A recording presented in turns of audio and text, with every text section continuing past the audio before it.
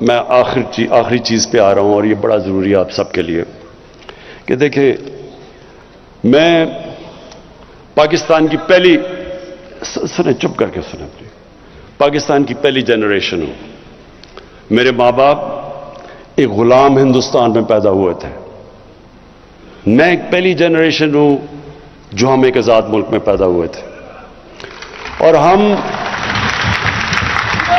جب ہم بڑے ہو رہے تھے تو مجھے اپنے ماں باپ کی ہمیشہ یہ بات یاد رہی کہ تم کتنے خوش قسمت ہو کہ تم ایک آزاد ملک میں پیدا ہوئے. ہمیشہ ماں باپ نے مجھے یہ بتایا. اور مجھے بدقسمتی سے ہمارا جو راستہ ملک کا ایک ہمارا بہت عظیم قائد اعظم ہمارے لیڈر تھے. میں ہمیشہ کہتا ہوں کہ غلام ہندوستان میں ایک آزاد ذہن تھا قائد اعظم. لیکن جو ہمارا جو ملک کا جو راستہ تھا ایک خوددار قوم بننے کا، بدقسمتی سے ایسی ملک میں لیڈرشپ آئی جنہوں نے دوسروں کے سامنے ہاتھ بھی پھیلا دیے. کبھی یہی نہیں سوچا کہ ہماری اپنی طاقت کیا ہے. کبھی کوشش نہیں کی اپنے پیر پہ کھڑے ہونے کی. جب بھی ایک آدمی ایک انسان اللہ نے ہمیں بنایا ایسا ہے کہ جب ہم اپنے کوئی وثاقیاں پکڑ لیتے ہیں یا کسی کے اوپر ڈپینڈ کرتے ہیں تو ہم اپنی طاقت نہیں پہچانتے. مولانا رومی نے ایک دفعہ کہا کہ جب تمہیں اللہ نے پر دیے ہیں چونٹیوں کی طرح زمین پہ کیوں رینگ رہے ہو؟ جب ہم اپنی طاقت ہی نہیں پہچانتے اور ہم لوگوں کے سامنے ہاتھ پھیلا دیتے ہیں، ہم اپنی عزت اور وقار کھو بیٹھتے ہیں. کبھی کوئی انسان کسی دوسرے انسان کی عزت نہیں کرتا جو دوسرے انسان کے سامنے ہاتھ پھیلاتا ہے. اور میں یہ 3 سالوں کے اندر جو سب سے مشکل مجھے چیز لگی وہ یہ کہ ہمارے ملک کے معاشی حالات اتنے برے تھے کہ مجھے دوسرے ملکوں کے سامنے ان کے پاس جا کے مانگنا پڑا، قرضے مانگنے پڑے. اور میں آپ کو یقین دلاتا ہوں یہ سب سے مشکل چیز ہے. کیونکہ جو مرضی آپ کر لیں، جی میرا دوست ہے، آپ دوست تو چھوڑیں، آپ اپنے ماں باپ سے بھی تیسری دفعہ پیسے مانگنے جائیں تو دیکھیں ماں باپ بھی تھوڑے بدل جاتے ہیں آپ کی طرف، آپ کے بھائی بہن بدل جاتے ہیں. یہ اللہ کے سامنے ہاتھ پھیلاؤ، اللہ خوش ہوتا ہے آپ سے. انسانوں کے سامنے ہاتھ پھیلاؤ، وہ آپ نیچے گر جاتے ہیں اس کے سامنے. اس لیے ہم نے یہ بڑا غلط راستہ یہ جو چنا، اس کی وجہ سے ہم نے کبھی کوشش ہی نہیں کی اپنا پوٹینشل کہ کتنا عظیم، کتنا بڑا تحفہ دیا اللہ نے. ہر قسم کی چیز ہے پاکستان میں. میں آپ کو یہ بتا دوں جس شعبے میں ہم ایگریکلچر پہ اپنی زراعت پہ زور ڈالیں گے اس پہ پاکستان اٹھ سکتا ہے. اس کے اوپر بھی کبھی توجہ نہیں دی. اس ملک میں جتنے منرلز دیے ہیں، جو معدنیات ہیں، اس کے اوپر بھی کبھی توجہ نہیں دی. کیونکہ صرف باہر ہاتھ پھیلائے ہوئے کہ ایڈ آتی رہے یا ہم امپورٹ کرتے رہیں. سوچا ہی نہیں کہ اس ملک میں کیا کیا ہے اللہ. جو ٹورزم ہے، میں آپ کو صرف بتاؤں کیونکہ میں دنیا میں پھرا ہوں، ٹورزم میں صرف پاکستان اتنا پیسہ بنا سکتا ہے کہ اپنے قرضے اتار سکتا ہے. صرف ٹورزم پہ کبھی کسی نے توجہ ہی نہیں دی کیونکہ چھٹیاں ان کی لندن میں تھی. کسی کو کیا پتا کہ یہاں پاکستان میں کیا پوٹینشل ہے. انڈسٹری کے اندر پاکستان کی انڈسٹری اٹھ رہی تھی.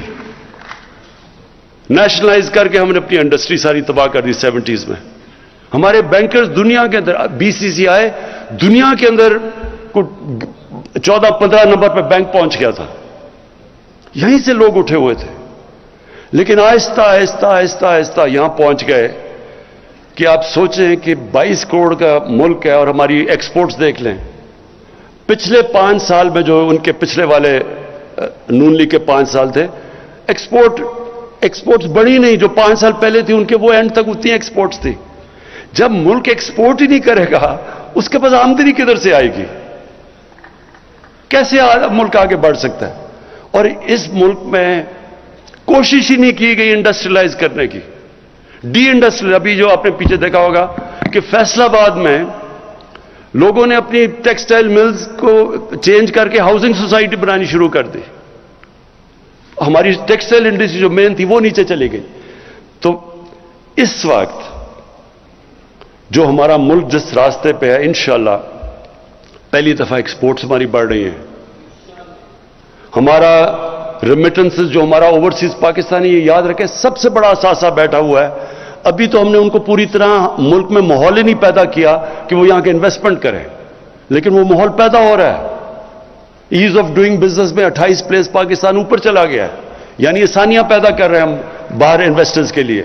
تو انشاءاللہ اور بزنس کانفیڈنس، ابھی صرف جو اوورسیز پاکستانی چیمبر نے جو سروے کیا ہے، پاکستان میں تقریباً 100%، 108% ایک سال کے اندر بزنس کانفیڈنس اوپر گیا ہے، کہ یعنی کہ پاکستان کے حالات بزنس کے لیے بہتر ہو گئے. تو میں آپ بات کرنا چاہتا ہوں، دیکھیں اس ملک کو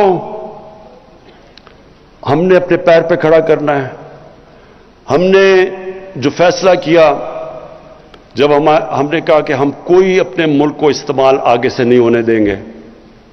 پہلے ہم نے امریکہ کے ساتھ شامل ہوئے، ہم ان کے فرنٹ لائن سٹیٹ بنے، افغانستان میں جہاد لڑی، پیسے انہوں نے دیے، جہادی ہم نے ٹرین کیے. جیسی روسی وہاں سے سوویت یونین چھوڑ کے گئی افغانستان، وہ بھی چلے گئے امریکی، اور ہمارے اوپر سینکشنز لگا دی.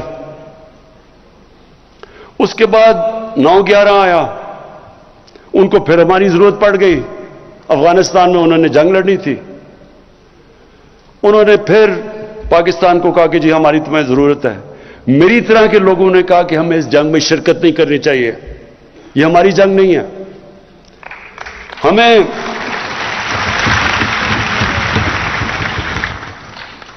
تو جارج بش نے یہ نومبر 2001 میں اس نے کہا، جب اسے ضرورت تھی ہماری، کہ اس باری ہم پاکستان کو نہیں بھولیں گے، ہم ابینڈن نہیں کریں گے اس باری پاکستان کو. لو جی امریکہ کی جنگ میں شامل ہو گئے، کہا جی ہماری جنگ ہے، پیسے ان سے لے رہے ہیں، جنگ ہماری ہے، ہم ان کی مدد کر رہے ہیں اور وہی بمباری کر رہے ہیں ہمارے پہ. 480 ڈرون اٹیکس کیے ہیں پاکستان کے اوپر. کبھی دنیا کی تاریخ میں یہ نہیں ہوا کہ ایک ملک کو اپنے ہی اعلائے بمباری کر رہا ہے، یہ کبھی دنیا میں نہیں ہوا. وہ لوگ جو بیچارے مرتے تھے ڈرون اٹیکس میں، وہ سارے بدلہ لیتے تھے پاکستان سے، ہماری فوج سے. ہمارے ادھر فوجی بھی شہید ہو رہے ہیں، ہمارے بم دھماکے ہو رہے ہیں. 70 سے 80 ہزار لوگوں کی ہم قربانی دے گی کسی اور کی جنگ لڑ کے. اور اس کے بعد وہی ہمیں کہنا شروع ہو گیا کہ نہیں جی آپ کی وجہ سے ہم افغانستان میں کامیاب نہیں ہوئے. تو اس سے ہمیں کیا سبق ملتا ہے؟ کبھی ہم نے اپنے آپ کو کسی سے استعمال ہونے نہیں دینا.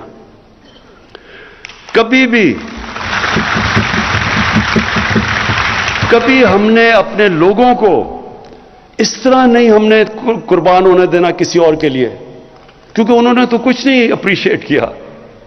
لوگ ہمارے مرے، تباہی ہماری ہوئی، ڈالر ہمارا، اکانومی ہماری تباہ ہوئی. قبائلی علاقے کے جو آدھے لوگوں نے نقل مکانی کی، قبائلی علاقے اجڑ گئے. کیا ملا اس سے؟ اور وہ اس لیے کہ ہمیں غلط عادتیں پڑی ہوئی ہیں. ہمیں جی ایڈ مل جائے گی، چلو جی مدد کر دو کسی کی. تو اس لیے یہ جو خودداری ہے، دیکھیں ایک انسان، ایک قوم کھڑی تب ہوتی ہے، رسپیکٹ ہی دنیا میں تب ہوتی ہے جب وہ خوددار ہو. تو ہماری فورن پالیسی اب ایسی ہے کہ ہم نے کوئی کسی کے ساتھ، ہم نے امن میں شرکت کریں گے، کسی کی جنگ میں ہم نے شرکت نہیں کرنی.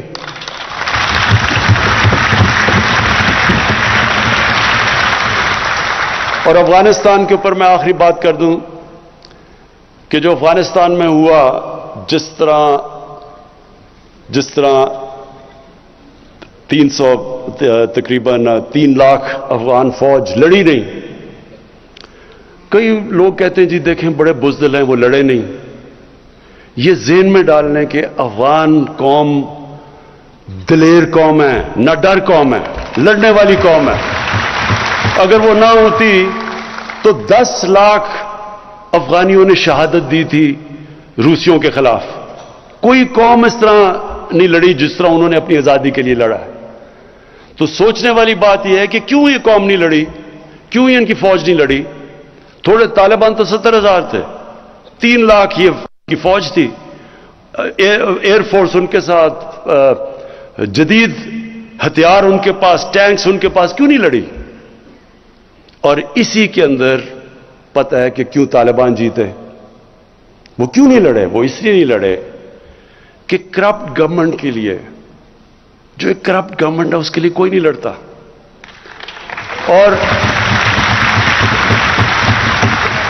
और दूसरी चीज, अफगानियों की एक साइकी है, वो हमेशा जो बाहर से आता है, जो उनके ऊपर फतह करने की कोशिश करता है, वो कौम उनके अगेंस्ट खड़ी हो जाती है। वो अपनी आजादी के लिए लड़ते हैं।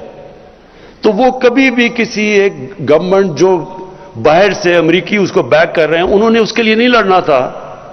जिस तरह सोवियत यूनियन, उन्होंने जब पूरी कोशिश की अफगानिस्तान पे कब्जा करने के लिए, वो फेल हो गए, इसलिए कि वो लोग आजादी चाहते हैं। और अब जो हालात हैं अफगानिस्तान में, हमारी पूरी कोशिश होनी चाहिए, और मैं दुनिया की कम्युनिटी को कहता हूं, पूरी कोशिश होनी चाहिए कि अफगानिस्तान की इस वक्त उनकी गवर्नमेंट की मदद करें। जो तालिबान है, उन्होंने क्या चीजें कही, उन्होंने कहा कि हम सबको शामिल करेंगे। ये बड़ी जबरदस्त चीज है, यही तो चाह रहे थे। दोहा के अंदर जो टॉक्स थी, उसमें क्या चाह रहे थे तालिबान से, कि इंक्लूसिव गवर्नमेंट हो, वो मान गए हैं। ह्यूमन राइट्स है, वो कहते हैं हाँ ह्यूमन राइट्स। एमनेस्टी, उन्होंने सबको माफ कर दिया है। और उन्होंने कहा कि हम अपनी जमीन इस्तेमाल नहीं होने देंगे दहशतगर्दी के लिए।